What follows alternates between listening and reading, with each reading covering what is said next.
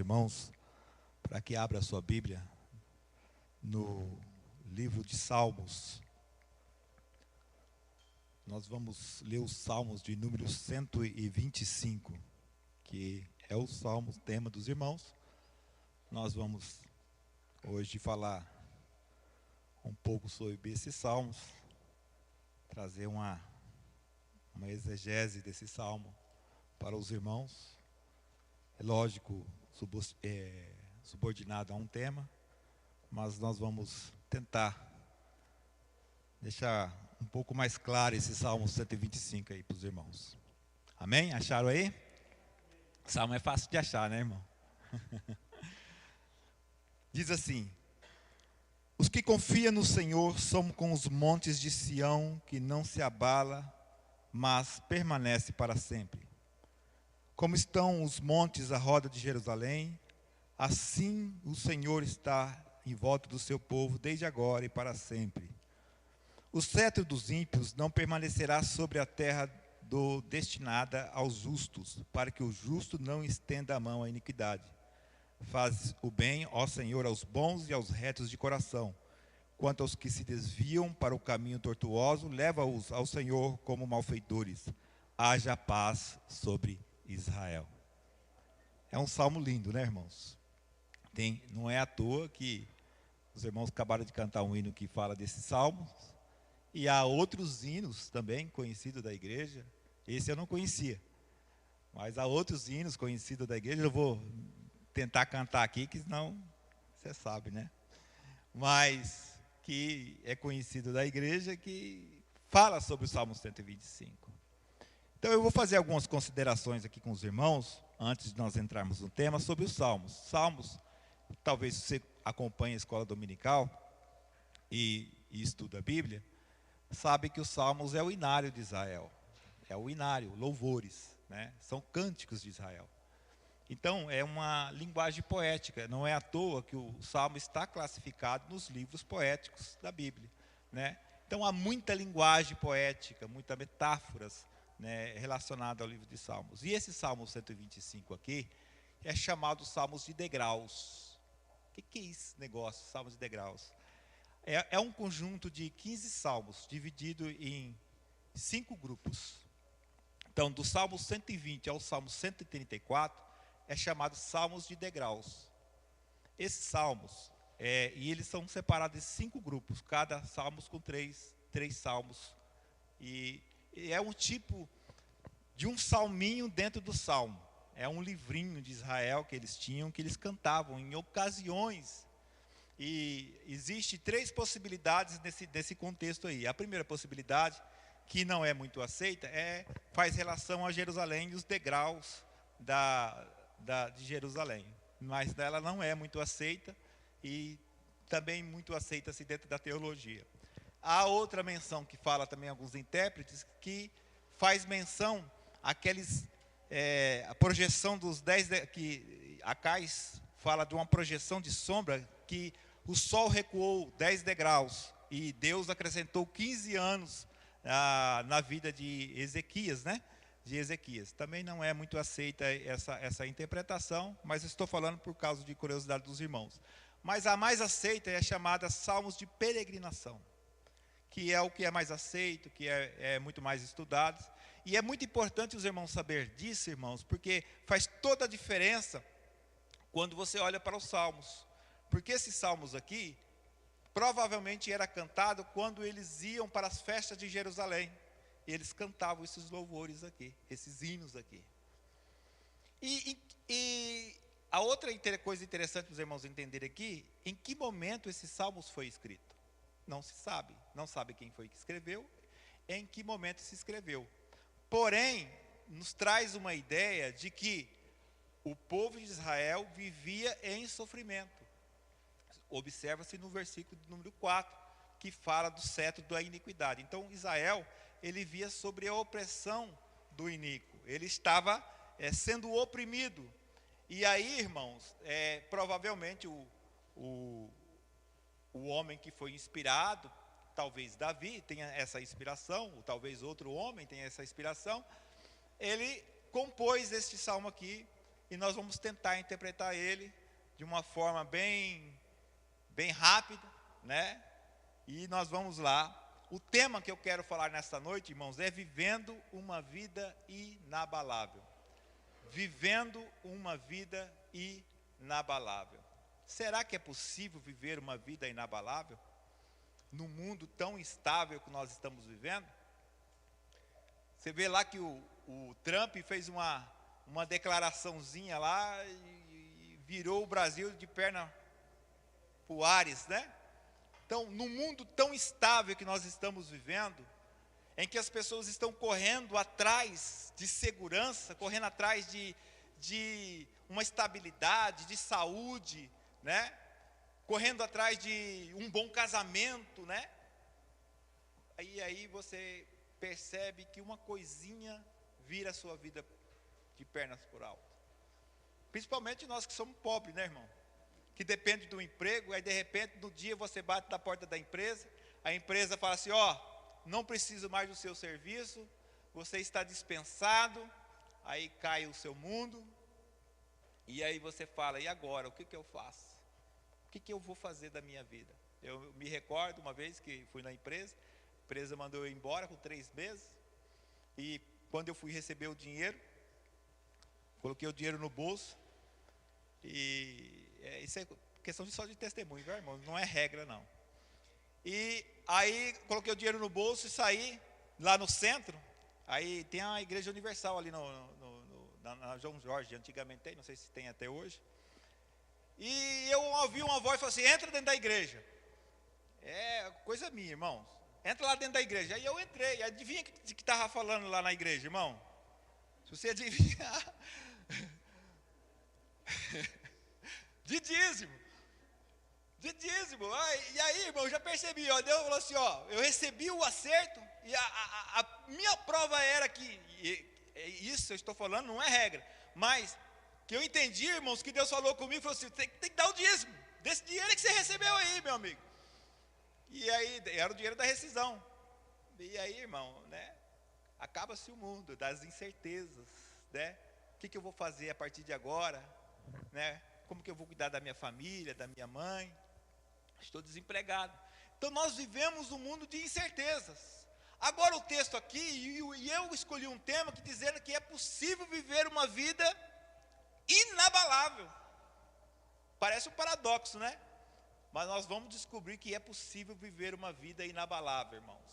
É lógico, queridos irmãos, que aqui, esse texto aqui não está falando nada a ver com essas interferências que você vive na sua vida aí. A vida inabalável que o salmista está falando aqui é outra coisa. E é isso que eu quero mostrar para os irmãos hoje. É possível viver uma vida inabalável. É possível. Não é à toa que o salmista está falando aqui. E a primeira coisa que ele fala aqui, comparando a vida inabalável, é o Monte Sião. É uma metáfora isso aí. Monte Sião. O que é esse negócio Monte Sião? Olha o texto aí. Os que confiam no Senhor são como os montes Sião. Os que confiam no Senhor são como os montes Sião. O que quer dizer isso, irmãos?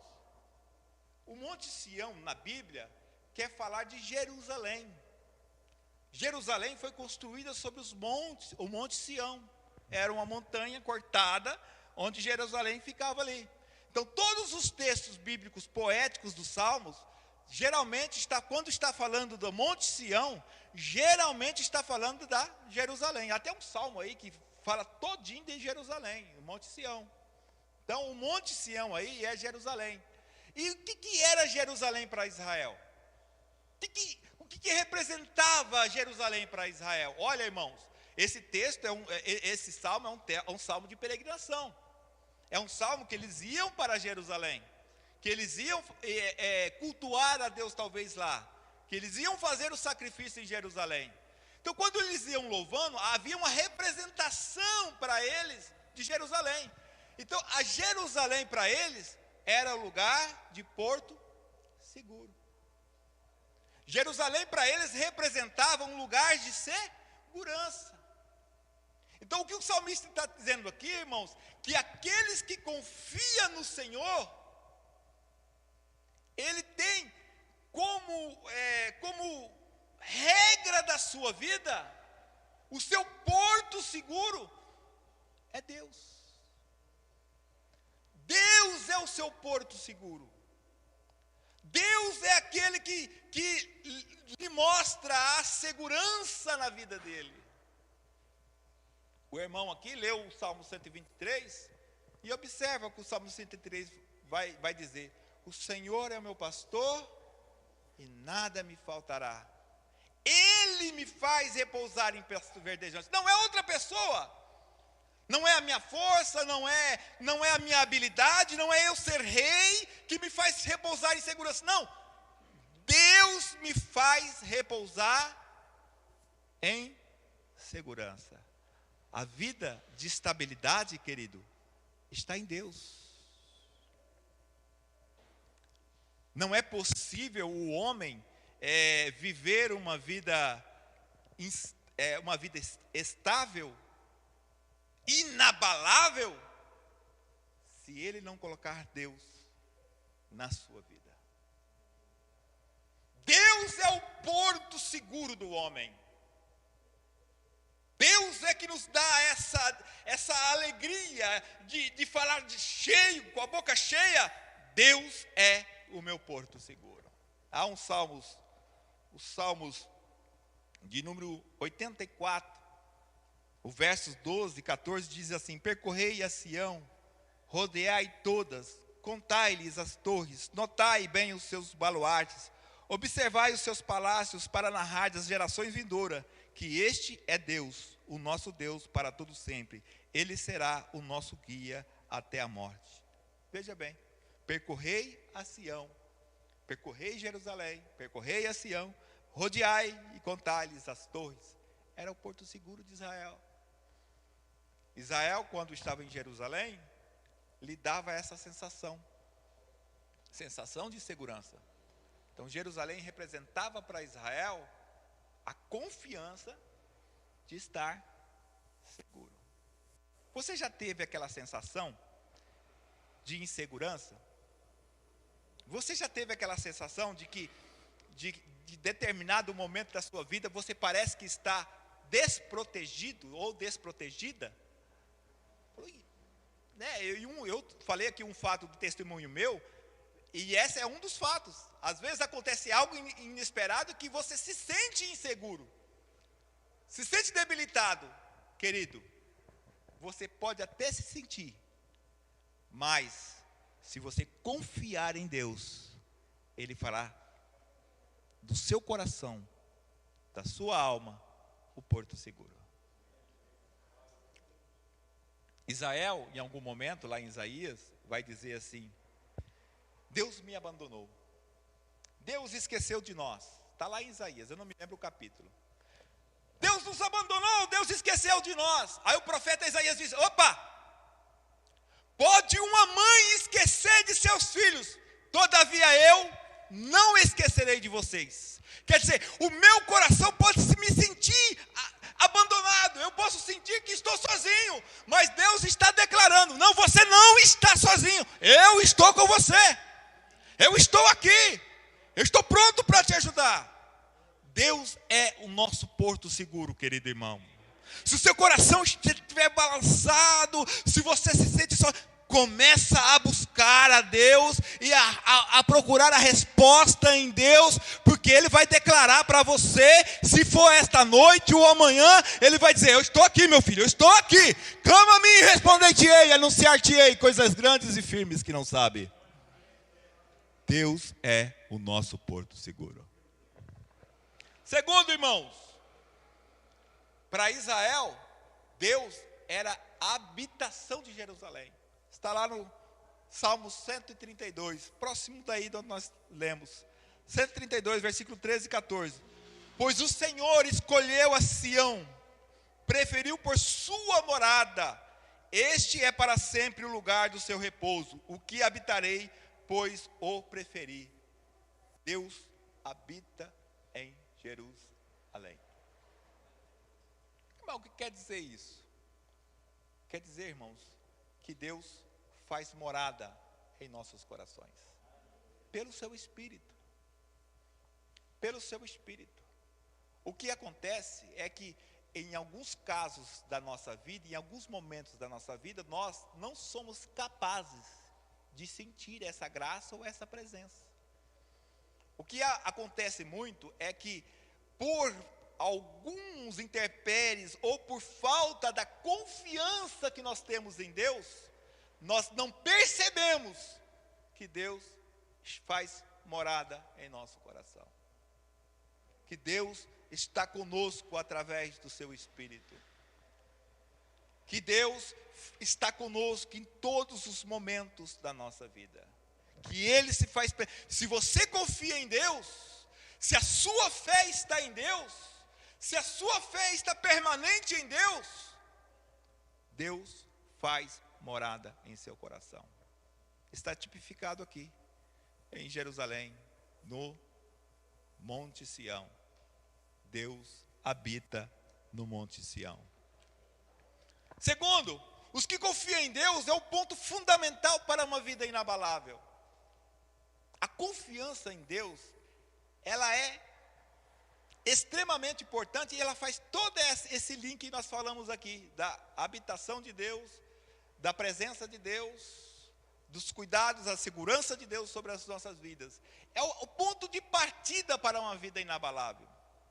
Em certa vez, em Mateus capítulo 5, versículo 3, Jesus vai dizer assim: bem-aventurados vós, deixa eu até ler aqui, irmãos, que eu já deu um branco aqui. Deixa eu ler aqui. Bem-aventurados os pobres de espírito, porque deles é o reino dos céus. Bem-aventurados os pobres de espírito, porque deles é o reino dos céus. O que quer dizer isso? O comentarista Barclay vai dizer o seguinte: que esta palavra pobre aqui, ela é diferente daquela palavra pobre que nós conhecemos, ou que nós geralmente usamos.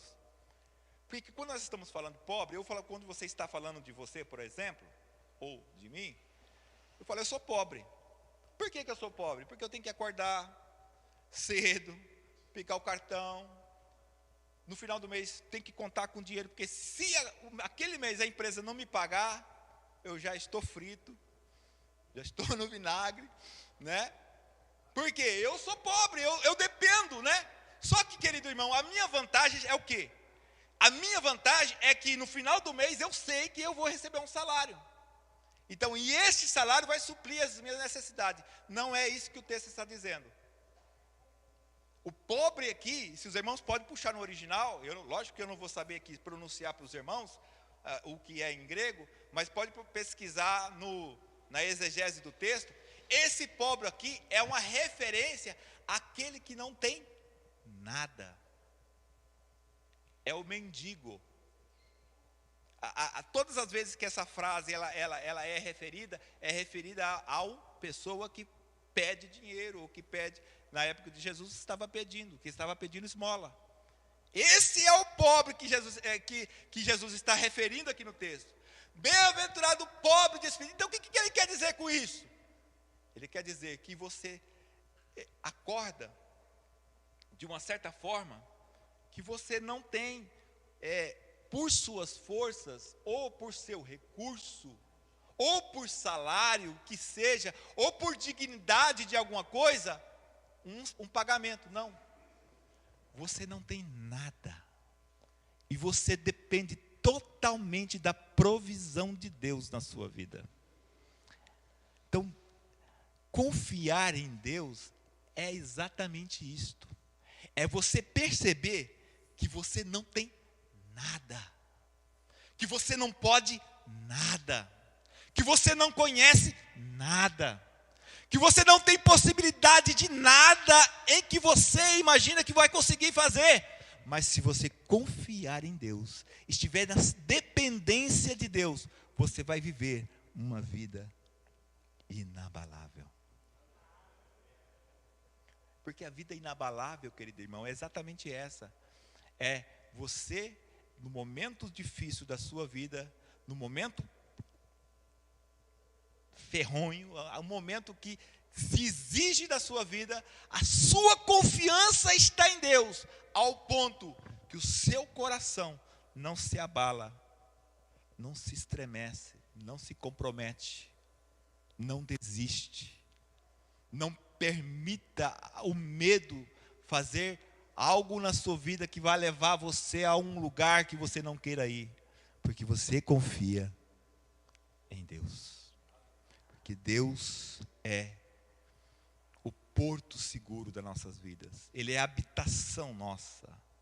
E para ter uma vida inabalável, tem que confiar em Deus. Tem que acreditar nele, irmão. Eu sei que parece, falando, né, irmão? É fácil falar, né? Eu sei, irmão, que não é fácil.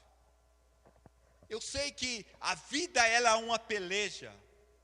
Eu sei que ela é, às vezes, cruel. E nós vamos ver isso aqui hoje ainda. Que ela é cruel. Que ela não tem piedade.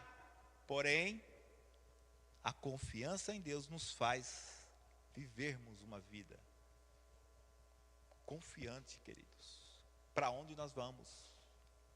Para que lugar que nós vamos? Em quem nós temos crido? Deus é o nosso porto seguro. A segunda metáfora, queridos irmãos, olha bem, está no versículo 2. No versículo 2 diz assim: como estão os montes à roda de Jerusalém, assim o Senhor está em volta do seu povo.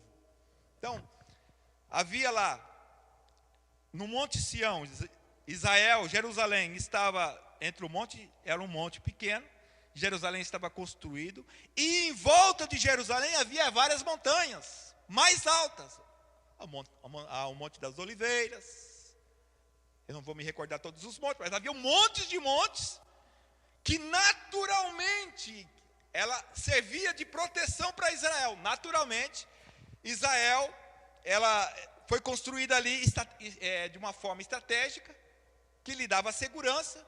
E ali, queridos irmãos, ele está dizendo o quê?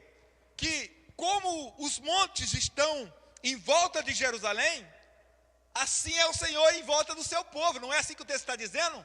Isso quer dizer, irmãos, Deus está presente. Deus está presente. E como eu já disse aqui para os irmãos, você não está sozinho nessa peleja. Deus está presente. Mesmo que você não sinta, mesmo que você não perceba, mas Deus está presente. E eu vou te dizer mais, irmãos, há um grupo de pessoas que às vezes estão querendo abandonar Deus, estão querendo, estão caminhando para a iniquidade. Está relatado isso lá no livro de Apocalipse. Alguns abandonaram, estavam uma vida meio tortuosa. E que Jesus disse lá: eis que estou à porta e bato. Às vezes o infeliz, querido, está meio tribulado a sua vida espiritual. Às vezes ele está vivendo uma vida inconstante. Mesmo assim Deus está dizendo: olha, eu estou na porta, estou batendo, porque eu quero entrar. Eu quero fazer presente na sua vida. Eu quero estar com você. Isso me faz recordar agora, quando eu ia, geralmente é uma regra, pastor. Eu aceitei a Jesus, com 3 meses me batizei nas águas. Que era assim rápido, né? Negócio tchá. E me batizei nas águas. Eu não estava preparado para nada. Batizei nas águas, tomei a primeira ceia, a segunda ceia. Na terceira eu já comecei a desviar. Jovem, 16 anos de idade. Já comecei para as laterais. E aí eu cheguei para os meus amigos, que eram evangélicos, e falei: ó, a partir de hoje eu não vou para a igreja mais. Rapaz, não vai para a igreja. Não vou mais não. Eu sei que eu sou miserável, pelo menos essa vantagem eu tinha. Eu sei que eu sou um pecador, mas cara, eu não consigo mais, não vou para a igreja mais. E não fui mesmo. Nesse período, queridos irmãos, comecei a viver a minha vida, né? Ímpia, vamos dizer assim. Passou um tempo, eu me recordo que alguém me convidou para ir numa festividade, numa cidade vizinha, de igreja. Aí eu pensei cá comigo aqui, ó, eu vou nessa festa aí, só que lá no meio do caminho vai ter uma quermesse. Vocês irmãos sabem o que é quermesse? Então, vai ter uma quermesse. E aí na volta eu paro numa quermesse. Mas ser lindo. Pobre, não tem dinheiro, não tem carro, não tem ônibus, não tem nada. E lá não tem, né, irmão? À noite não tem ônibus para ir para os lugares, não é igual aqui, não. Não é igual aqui. Então, peguei o ônibus com os crentaiada e fui. Cheguei lá, queridos irmãos. Sentei no último banco da igreja. Lá, era uma festividade dos jovens. Sentei lá no último banco. A irmã começou a cantar um hino. Pronto. A lágrima começou a descer. E aí, queridos irmãos, eu era batizado com o Espírito Santo, já querer falar em língua. Eu falei, gente, meu Deus do céu, estou em pecado aqui, como é que pode esse negócio aqui? Não, isso aqui não está certo esse negócio aqui.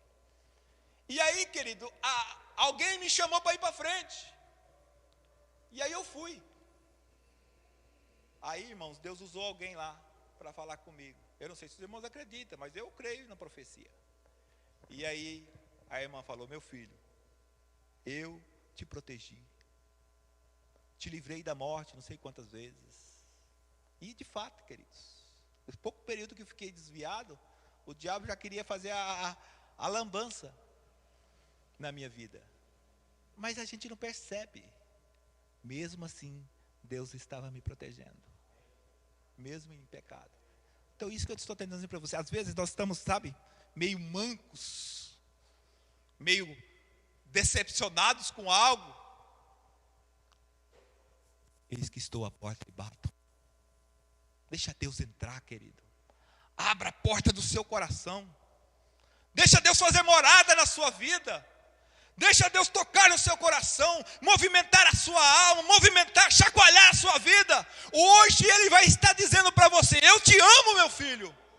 Eu estou contigo. Eu morri por você. Eu cuido de você. Porque Deus é o maior interessado de salvar a sua alma. Ele cuida da sua alma. Ele te ama, querido. Talvez as pessoas que estão à sua volta decepcionou você, mas Deus te ama. Deus cuida de você, Ele quer você. E está retratado aqui. Eu estou em volta de Jerusalém. Eu estou em volta, como protegendo, cuidando. Eu estou em volta aqui fazendo para que você seja uma pessoa abençoada. Eu estou em volta de você.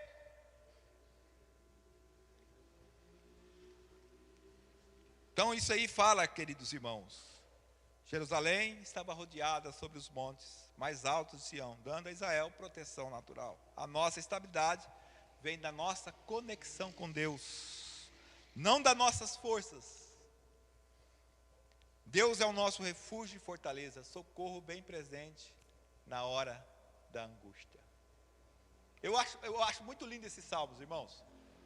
Sabe por que eu acho isso? Eu fico imaginando, às vezes a gente viaja um pouquinho na maionese, né? Perceba nesse salmo, é mais ou menos assim.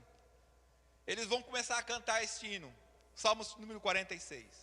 Deus é o nosso refúgio, fortaleza, bem socorro, bem presente na hora da angústia. Entre que a terra se mude, se transporte de um lado para o outro. Estou parafraseando, lógico que eu não vou saber de cor todo o salmo. Há um rio cujas correntes alegram a cidade de Deus. E aí eles vão cantando esse hino, eles vão louvando esse hino. Aí, queridos irmãos, eles estão falando do milagre de Deus, das maravilhas de Deus. Lá Deus no céu, a sua glória, a sua majestade. De repente, no texto bíblico, Deus se manifesta. Essa é a minha imaginação, querido. Sabe por quê? Lá na frente vai dizer assim: aquietai-vos e sabei que eu sou Deus, e serei exaltado sobre todas as nações. Então veja bem, eles estavam louvando a Deus. De repente Deus se manifesta no meio do povo, e sai uma profecia: aquietai-vos e sabei que eu sou Deus. É isso que Deus está falando muitas vezes conosco, irmãos. Aquieta-te, para um pouco com essa correria, com essa agonia, e perceba que o Senhor é Deus sobre a sua vida. Aquietai-vos e saber que eu sou Deus, serei exaltado sobre todas as nações. Glória a Deus. Deus é Deus, querido Senhor. Deus é Deus, irmãos. Só que, queridos, além dessas proteções, dessas manifestações da verdade de Deus sobre nós, a presença de Deus, a habitação de Deus, existe no versículo 3, o cetro do ímpio não permanecerá sobre a terra. Então perceba que a gente não estamos pregando aqui uma vida ausente das provações. Olha aqui, o cetro do ímpio quer dizer que o poder dos ímpios estava sobre o povo. Eles estavam sendo dominados pelos ímpios. Deus não deixará permanecer o cetro dos ímpios. Ou seja, eles estavam sendo subjugados sobre os ímpios. Então, uma vida inabalável não nega o sofrimento ou a injustiça. A estrutura para ser considerada estável está nas provações efetuadas que as qualificam. Como é que eu sei que você é uma pessoa inabalável? Como é que se percebe que um prédio é inabalável? Como é que eu sei que esse negócio aqui não vai sair, esse pedestal não vai sair do lugar, se eu jogar uma força nela? São as provações. São as tempestades que vêm sobre nós. Lembra daquele texto que sempre nós falamos aqui nos textos bíblicos, que a casa sobre a rocha vem as águas, mas as águas vão vir, elas vão provar, elas vão querer derrubar, elas vão querer destruir, mas você plantou a sua casa sobre a rocha, você confiou em Deus, a sua vida está confiante em Deus. O inimigo vai querer destruir você, mas a sua vida está segura em Cristo Jesus. A sua vida vai estar firme em Cristo Jesus. Então, a vida inabalável não nega o sofrimento ou a injustiça. Ela não nega. Mas ela serve para mostrar para nós, como testemunho, que nós temos uma vida inabalável.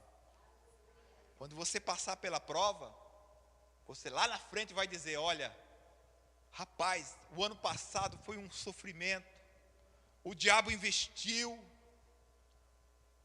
as pessoas investiram para me derrubar, mas eu fiquei firme. Prova que você está inabalável. Prova que sua confiança foi em Deus, não na sua força, não na força que você acha que tem, não. Mas Deus sustentou a sua vida. Uma vez uma jovem chegou para mim chorando: ai, irmão, passando isso, passando aquilo. Aí, peraí, faz quanto tempo que você é crente? Sei lá, tanto tempo que ela falou lá. Quantas vezes você já passou pela esse tipo de provação? Sei lá quantas vezes. E agora vai ser diferente? Perceba que às vezes nós começamos, nós já passamos tantas provações, você já passou tanta coisa. Você acha que Deus vai abandonar você? Não vai ser diferente. Você vai ficar inabalável se confiar em Deus. Então é possível ter uma vida inabalável, queridos irmãos. Está tipificada pelo cetro dos ímpios. Há lutas, não há imunidade para o sofrimento, mas haverá estabilidade durante ela. Tiago capítulo 1, versículo 4. Nós não vamos ler, que já estaremos encerrando.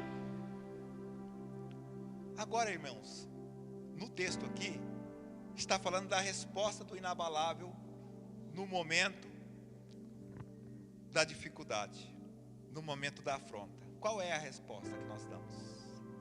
Está no versículo 4. Faz bem, ó Senhor, aos bons e aos retos de coração. Quanto após os que desviam para os caminhos tortuosos, leva-os, ó Senhor, com os malfeitores. Sabe qual é a resposta do inabalável? A oração. É o que eles fizeram aqui. É o que eles fizeram. Não estou aguentando, não estou conseguindo. A sua resposta não é a revolta, não é retrucar, não é ser mal criado, não é se abalar. É orar. Ora ao Senhor. Eu gosto de ler aquele texto: pomba minha, faz-me ouvir a tua voz. Deus quer ouvir a sua voz, querido. Fale com Ele. Ore ao Senhor, confia nele, através da oração. Porque a oração, ela expressa tudo, querido. Porque quando nós não confiamos em Deus, o que nós fazemos? Damos o nosso jeito, não é assim? Ah, estou devendo, não, deixa que eu dou um jeito. Vou pegar o dinheiro emprestado, vou correr atrás de alguma coisa, vou fazer isso, vou fazer aquilo. Não, eu dou o meu jeito. Mas quando você é dependente de Deus, você não dá jeito. Você dobra o joelho e espera a resposta de Deus na sua vida. Vamos ficar de pé? Você espera a resposta de Deus. A resposta do inabalável é a oração.